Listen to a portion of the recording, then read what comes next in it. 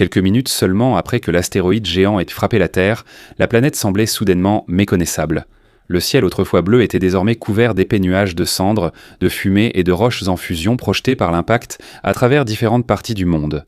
Les séismes se succédaient, accompagnés de la puissance de l'onde de choc capable de faire le tour de la planète entière. Selon les scientifiques qui ont étudié le cratère d'impact de Chicxulub au Mexique, la collision de l'astéroïde aurait pu être plus puissante que des milliards de bombes nucléaires explosant simultanément. Et à cause de cela, en seulement quelques heures, les forêts de différents continents ont commencé à s'embraser. Ce n'était pas un incendie ordinaire, mais comme si le monde devenait un gigantesque four.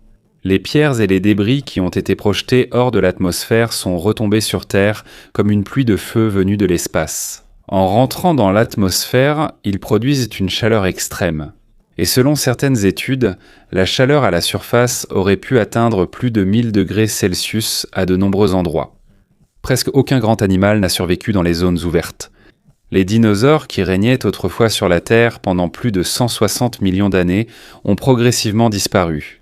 Mais le feu n'était pas le seul problème. Après l'impact, des milliards de tonnes de cendres, de soufre et de fumée sont montées dans les hautes couches de l'atmosphère. C'est pourquoi la lumière du Soleil a été progressivement bloquée. Pendant de nombreux mois, voire plusieurs années, le monde est resté dans l'obscurité. C'était comme un crépuscule permanent. Selon les scientifiques, c'est ce qu'on appelle l'hiver d'impact, qui est presque similaire au concept d'hiver nucléaire. En raison du manque de lumière du Soleil, les plantes ont commencé à mourir. La photosynthèse s'est arrêtée. Et lorsque les plantes ont disparu, tout s'est effondré. Toute la chaîne alimentaire. D'abord les petits animaux, ensuite les plus grands, jusqu'à ce que de nombreux écosystèmes finissent par s'effondrer. Dans les forêts, qui n'ont pas complètement brûlé, on n'entendait presque plus rien. Aucun chant, aucun mouvement. Rien que des cendres, de la fumée et des arbres réduits en charbon. Mais même si tout semblait toucher à sa fin, la vie n'a pas complètement disparu. Sous la terre, quelques petits mammifères ont réussi à se cacher dans des terriers. Dans les rivières et les marais, certaines créatures ont survécu, parce qu'ils étaient sans mieux protégés contre la chaleur extrême. Dans l'océan, il y avait aussi des organismes microscopiques qui ont continué à vivre malgré le manque de lumière. Ils allaient devenir le début d'un nouveau monde. Au fil de milliers d'années, la poussière dans l'atmosphère s'est lentement dissipée. Peu à peu, la lumière du soleil est revenue. Les plantes ont commencé à repousser sur les terres autrefois brûlées, et à partir de ces quelques survivants, l'évolution a recommencé. L'ancien monde des dinosaures a été remplacé par une nouvelle ère. L'ère des mammifères, l'époque des créatures autrefois petites et presque invisibles alors que les grands reptiles dominaient. En fait, si l'impact de l'astéroïde il y a environ 66 millions d'années n'avait pas eu lieu, il est possible que nous ne soyons pas ici aujourd'hui. Parce que parfois, dans l'histoire de la Terre, une immense fin devient aussi le début d'un nouveau monde. Mais avant de commencer, n'oubliez pas d'aimer cette vidéo. C'est très important pour nous qui la réalisons. Merci beaucoup et maintenant, commençons. Cependant, lorsque nous entendons le mot « extinction de masse », généralement une seule chose nous vient immédiatement à l'esprit. La faim, un astéroïde, des volcans, l'obscurité, la destruction totale du monde. Mais selon les scientifiques, l'impact lui-même n'est que le début du véritable cauchemar. Car après la disparition du feu, a commencé une très longue période de froid et de famine. La première année après l'impact de l'astéroïde, le soleil était presque invisible. La poussière épaisse et la fumée dans l'atmosphère formaient comme un rideau permanent qui bloquait la lumière. Même à midi, tout ressemblait encore à la tombée du soir. Et au fil du temps, la température continuait de chuter. Ce n'était pas simplement un temps froid comme celui que nous connaissons pendant la saison des pluies ou en décembre. C'était ce genre de froid qui semblait tuer lentement toute la planète. Selon les études sur l'événement d'extinction de Chicxulub, les températures mondiales ont fortement chuté après que des débris ont recouvert l'atmosphère. Dans de nombreux endroits, l'écosystème normal avait presque cessé de fonctionner. Même l'air était complètement différent, lourd, poussiéreux, avec une odeur de métal brûlé et de soufre. Quand il pleuvait, ce n'était jamais une pluie ordinaire. Le soufre et les produits chimiques libérés par l'impact et les incendies de forêt ont probablement rendu de nombreuses pluies acides, détruisant peu à peu les plantes restantes. Les arbres qui n'ont pas été consumés par le feu restaient debout, tels des statues mortes. Il n'y avait plus de feuilles, L'écorce des arbres se détachait, et sur le sol, une épaisse couche de cendres noires était emportée par le vent froid. Et le plus effrayant de tout, c'était le silence du monde. Il n'y avait pas de chant d'oiseaux, aucun bruit d'animaux dans la forêt, aucun mouvement. De temps en temps, on entendait seulement la chute d'une branche sèche ou le bruit d'une pluie légère sur les feuilles mortes. La Terre ressemblait à une planète abandonnée. À cette époque, la chaîne alimentaire s'est presque complètement effondrée. L'écosystème, autrefois connecté, n'était plus qu'un vestige fragmenté de la vie d'autrefois. Mais il y avait encore quelques créatures qui s'accrochaient, Hans. La plupart des mammifères survivants à cette époque étaient très petits. Certains n'étaient pas plus grands qu'un point humain. Ils n'étaient ni forts ni rapides. Mais ils avaient un avantage que les grands dinosaures n'avaient pas. Ils pouvaient se cacher. Alors que la surface de la Terre mourait peu à peu, les terriers des petits mammifères devenaient de plus en plus profonds. C'est là qu'ils cherchaient trop de la chaleur et une protection contre l'environnement froid et toxique à la surface. N'ayant presque plus de nourriture, ils ne pouvaient de plus choisir et manger tout ce qu'ils trouvaient. Des insectes, des racines de plantes, des champignons qui poussent sur le bois en décomposition. Même une petite quantité de nourriture tous les 2 ou 3 jours suffisait pour survivre un peu plus longtemps. Dans ce monde sombre et froid, la force n'était pas la chose la plus importante. Ni la vitesse, ni la taille. Mais la capacité d'endurer pendant que la planète se relève lentement. Pourtant, à la surface de la Terre, la vie semblait disparaître peu à peu. Mais dans certains recoins de la planète, il y avait des créatures qui attendaient silencieusement l'occasion de revivre. Alors que les dinosaures disparaissaient, quelques espèces d'oiseaux ont survécu. Selon les scientifiques, les oiseaux modernes d'aujourd'hui sont les descendants de petits dinosaures qui ont survécu à l'événement d'extinction. À l'époque, ils fouillaient dans les cendres pour trouver des os et de la nourriture restants. Dans les marécages et les rivières lentes, il y avait un autre groupe de survivants qui étaient presque pas affectés par le chaos à la surface, les crocodiles. Alors que de nombreux grands animaux mouraient, les crocodiles restaient presque immobiles dans la boue et l'eau. Parce qu'ils ont un métabolisme lent, ils peuvent survivre longtemps même avec très peu de nourriture. Alors que d'autres espèces cherchaient désespérément de la nourriture, ces reptiles attendaient tranquillement. Mais il se passe quelque chose d'encore plus étrange sous l'océan. À cause de l'épaisse couche de poussière dans l'atmosphère, presque aucune lumière du soleil n'atteint la surface de la Terre. Et à cause de cela, la population de plancton a également chuté dans de nombreuses parties de l'océan. Lorsque le plancton disparaît, un effet domino s'ensuit. Les petits poissons disparaissent peu à peu. Ensuite, ce sont les plus gros, jusqu'à ce que même les superprédateurs de l'océan commencent à mourir. Le monde sous-marin ressemblait à un cimetière silencieux.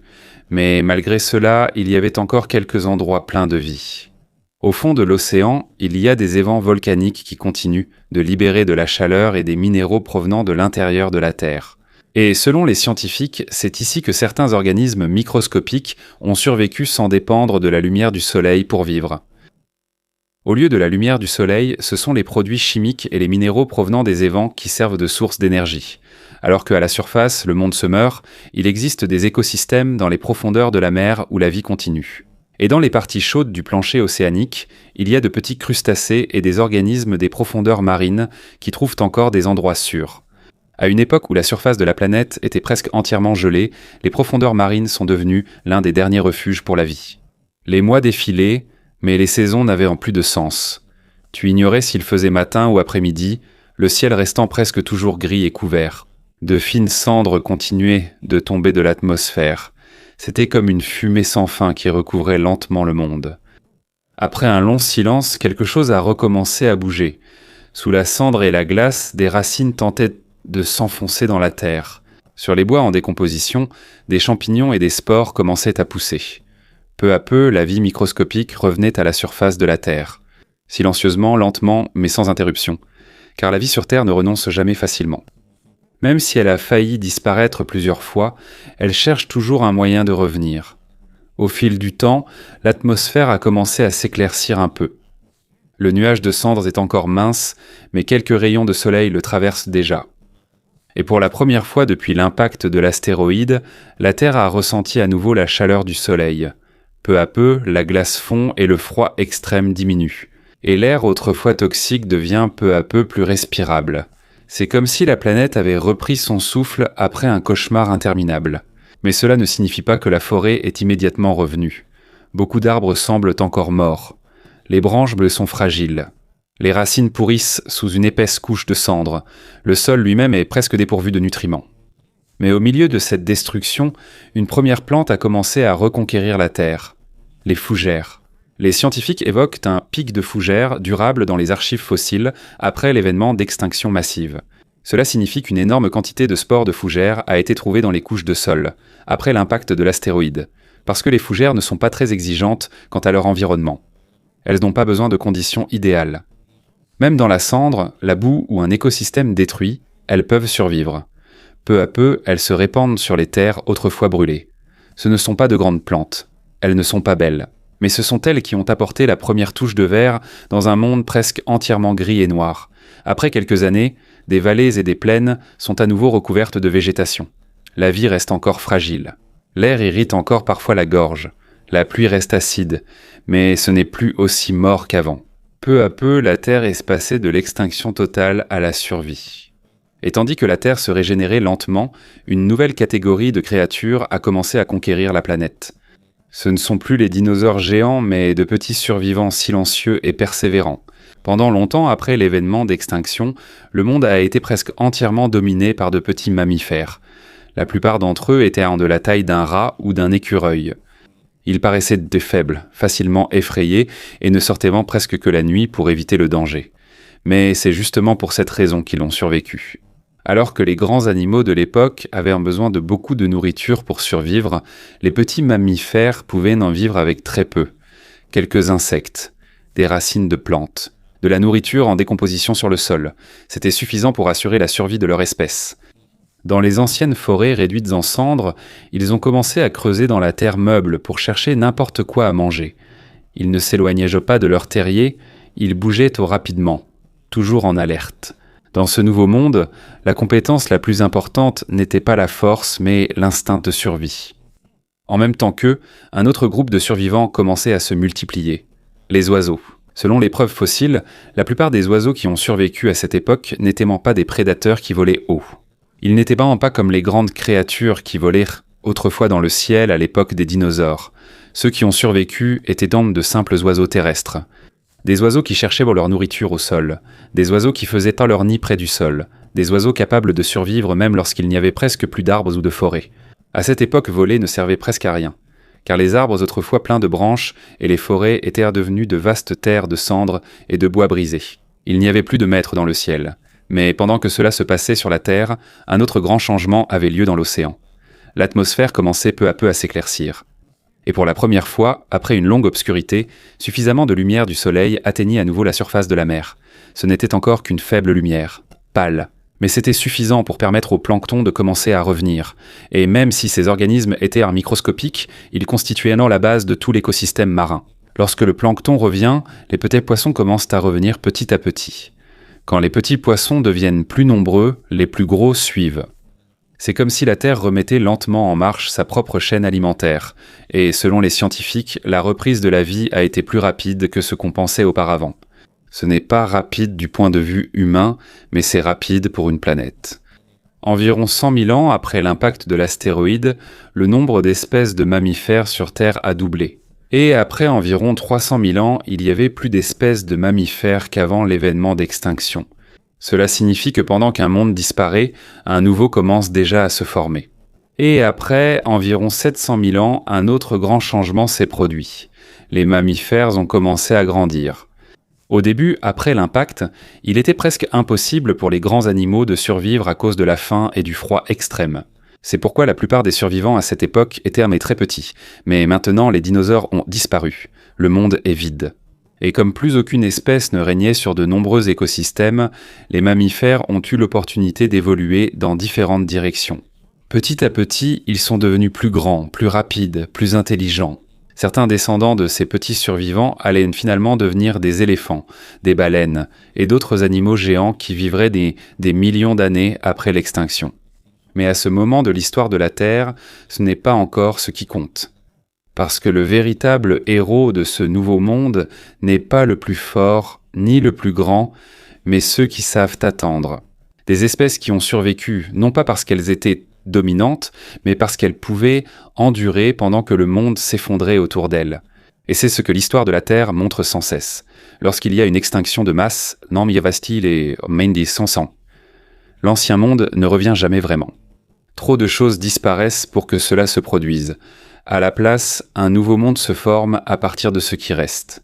Plus simple, plus silencieux, mais prêt à recommencer. Et c'est là qu'une chose importante devient plus claire. L'extinction ne concerne pas seulement ceux qui sont morts. Parfois, il est encore plus important de savoir qui est resté. Car chaque créature qui survit porte avec elle un petit morceau d'avenir. Ils ne le savent pas encore, mais leur course silencieuse sur les cendres, leur creusement dans la terre et leur recherche de nourriture au milieu d'un monde détruit seront les premiers pas de la nouvelle histoire de la Terre. Alors que la lumière revenait, la planète n'est pas redevenue belle tout de suite. Tout n'est pas soudainement devenu verdoyant. Le monde ressemblait à un corps blessé qui guérissait lentement. Il y avait des endroits qui se relevaient de plus vite. Certains endroits sont restés presque morts longtemps. Dans les zones qui étaient autrefois des forêts, les plantes qui se dispersent facilement ont d'abord repris vigueur. Elles ne sont pas comme les grands arbres qui ont besoin de beaucoup de temps pour grandir. Ces plantes y sont simples, rapides, et peuvent y survivre même si le sol n'est pas parfait. C'est ici que les insectes ont commencé à revenir. Leur retour a permis à des créatures plus grandes de retrouver de la nourriture. C'est ce qu'on ne remarque pas vraiment dans le rétablissement de la Terre. Le nouveau monde ne commence pas avec les géants. Cela commence avec les petits, avec les vers sous la terre, avec les fourmis qui tracent de nouveaux chemins, avec les scarabées qui mangent le bois en décomposition, avec les champignons qui décomposent les plantes mortes et les transforment à nouveau en nourriture pour la terre. C'est comme une équipe de réparation silencieuse de la nature. Pas de bruit, pas de drame, mais ce sont eux qui réparent, en premier la planète abîmée. Pendant que les grands animaux attendent un environnement plus stable, ce sont les petits organismes qui construisent les fondations. Petit à petit, ils ramènent les nutriments dans le sol. Petit à petit, ils rendent possible la croissance des plantes. Et à chaque nouvelle plante qui pousse, il y a une nouvelle source de nourriture. À chaque nouvelle source de nourriture, il y a une nouvelle chance pour la vie. C'est ainsi que fonctionne le rétablissement de la Terre. Ce n'est ni rapide ni linéaire. Il y a des endroits qui se relèvent et d'autres qui retombent à nouveau. Mais tant qu'il reste de la vie, il y a une possibilité pour que tout le système recommence. Dans les rivières et les lacs, le retour se passe différemment. Même si les événements sur Terre et en mer étaient en grave, certains milieux d'eau douce ont servi d'abri temporaire. L'eau douce, surtout lorsqu'elle est profonde ou qu'il y a de la boue au fond, peut retenir la chaleur et la nourriture plus longtemps que la Terre a découvert. C'est là que se sont cachés certains poissons, amphibiens, tortues et d'autres animaux qui n'ont pas besoin de manger tous les jours. Certains d'entre eux peuvent ralentir leur métabolisme, attendre et survivre avec très peu d'énergie.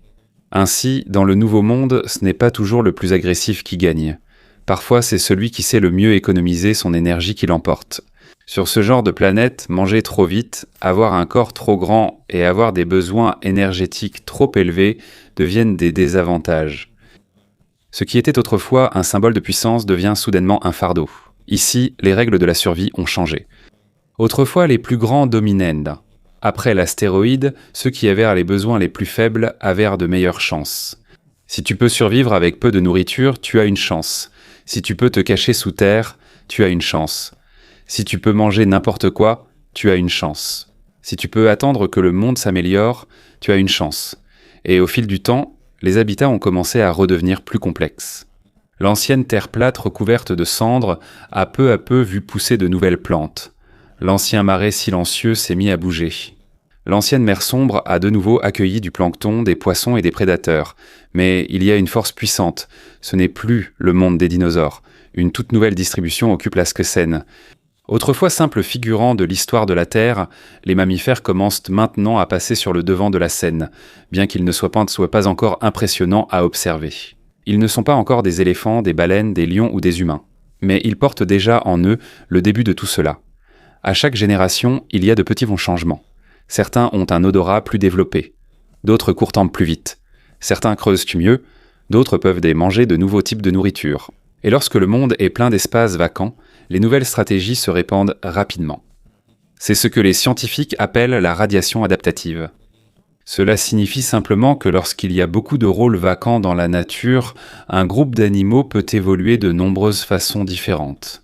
C'est comme si, dans une ville entière, la majorité des emplois disparaissaient soudainement. Postes de chasseurs, de grimpeurs, de nageurs, de mangeurs de fruits, de mangeurs d'insectes, tous vacants. Et les mammifères ont progressivement occupé ces rôles. Certains sont-ils devenus plus adaptés aux arbres, d'autres sont-ils devenus plus adaptés au sol. Certains sont-ils devenus plus adaptés à l'eau, d'autres sont-ils devenus plus actifs la nuit.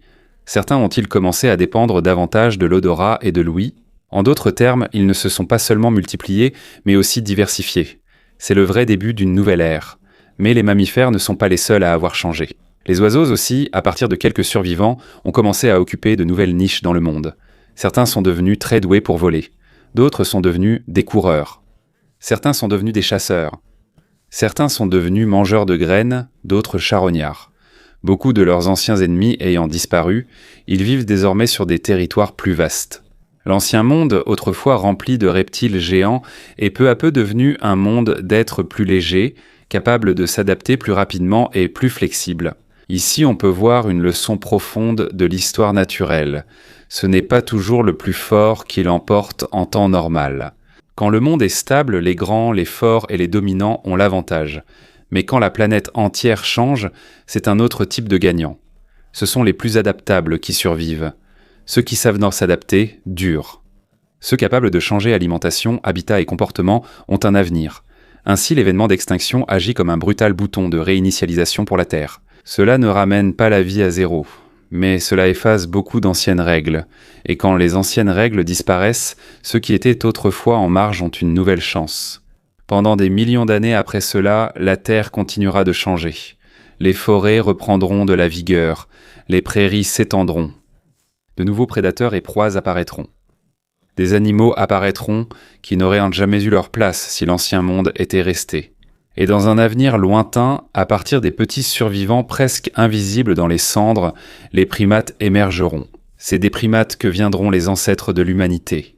Et dans la toute dernière partie de cette très longue histoire, il y aura une espèce qui lèvera les yeux vers le ciel, étudiera les pierres, les fossiles, les cratères et l'atmosphère, et essaiera de comprendre comment elle est arrivée ici. C'est nous. Alors, quand on parle de l'astéroïde qui a frappé la Terre, ce n'est pas seulement l'histoire de la disparition des dinosaures, c'est aussi une histoire de possibilités.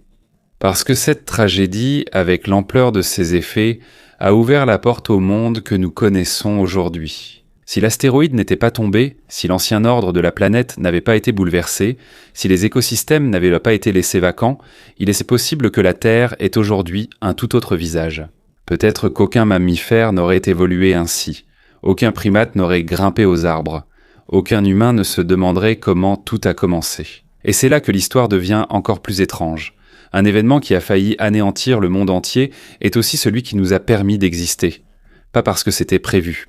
Ce n'est pas parce que l'extinction est bienveillante, mais parce que dans la nature, même la plus grande destruction peut devenir la matière première d'un nouveau départ. La Terre ne revient pas à ce qu'elle était. Elle ne ramène pas à la vie ce qui a disparu. Ce qu'elle fait, c'est qu'elle prend ce qui reste. Et à partir de là, elle crée un nouveau monde. Et dans ce nouveau monde, les petits survivants deviennent les premiers architectes du futur.